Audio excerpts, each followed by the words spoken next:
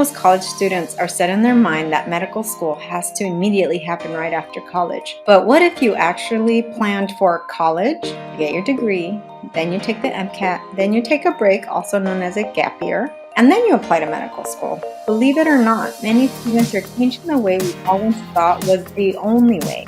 Meaning undergrad and medical school must be completed in 8 consecutive years so that you are 25 or 26 years old by the time you graduate medical school. The AAMC reports that in the year 2020, the entering medical school class ranged in ages from 17 to 50 years old, and the average age being 24 years old. That means the average student being accepted to medical school is taking about 2 to 3 years in between graduating from college and medical school. So whether you are in the process of planning a gap year by choice, or perhaps because of a personal circumstance, I want to talk about why it might be a good idea and it might be okay to take a gap year or a couple of years in between. Let's talk about some reasons why you may decide to take a gap year. Perhaps your science GPA is too low, or maybe even your overall GPA might not be too great. So another reason that you may consider taking a gap year is to increase your research, internship, and volunteer experience. You can do a study abroad program, you can get involved in research projects, or you can participate in internships that may require an extended time commitment.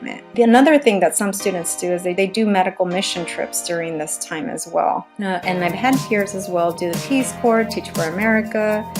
I mean, just anything that you can do during this time to just add volunteer experience and substance to your application. This will be a large part of when you'll go to medical school interviews, but I find that that's where a lot of the questions come. They're the ones asking you questions about all these experiences, so it's really good to have a lot under your belt as well.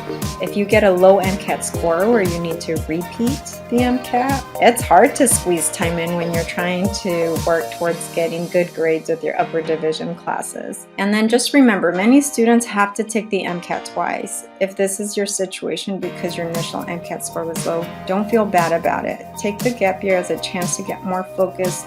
It's okay if you have to repeat your MCAT.